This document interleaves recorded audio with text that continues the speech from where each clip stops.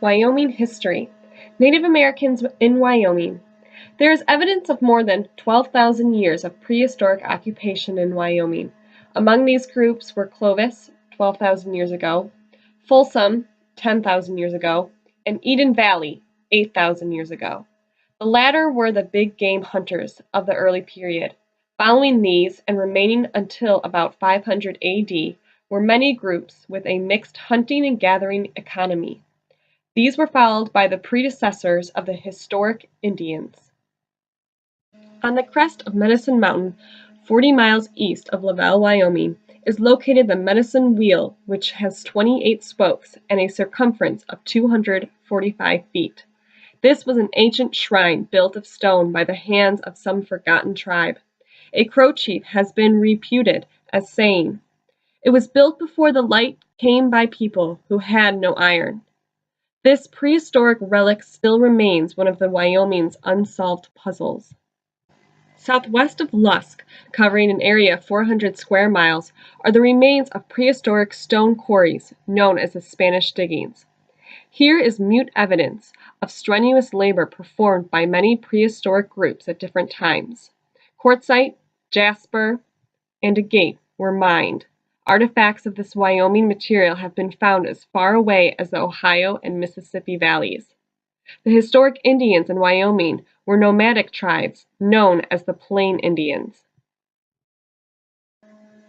They were the Arapaho, Arikara, Bannock, Blackfeet, Cheyenne, Crow, Grovant, Kiowa, Nez Sheep Eater, Sioux, Shoshone, and Ute tribes.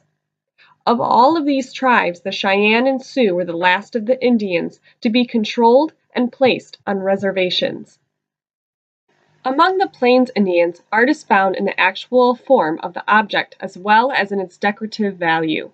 The Indian artist is concerned with the technology or function of an object more than with the purely artistic merits of what he produces.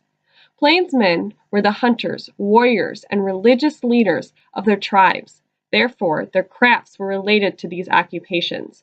Both men and women were artists and craftsmen traditionally, each producing articles for everyday use as well as for ceremonial purposes. Usually, quilling and beading were done by women, and carving was done by the men. It is as difficult to separate art from the Indian's daily life as it is to separate his religion from his daily life. All are tightly interwoven. There is one Indian reservation in Wyoming, the Wind River Reservation, with headquarters at Fort Wasaki. The reservation is the home of some 2,357 Shoshone and 3,501 Arapaho Indians.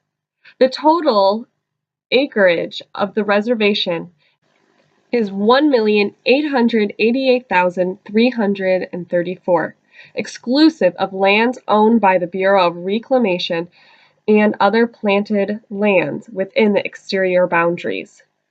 The Shoshone occupy the south central, western, and northern portions of the reservation, with settlements at the Fort Wasaki, Wind River, and Crowheart. The Arapaho live mainly in the southeastern part in settlements at Ethete, Arapaho, and St. Stephens. Sacagawea, a female Shoshone guide for the Lewis and Clark expedition, is buried west of Fort Wasaki, and the grave of Chief Wasaki is located in the old military cemetery in town. The popular chief lived on the reservation until his death in 1900. At the age of 102. He was buried with military honors, the first ever given an Indian chief.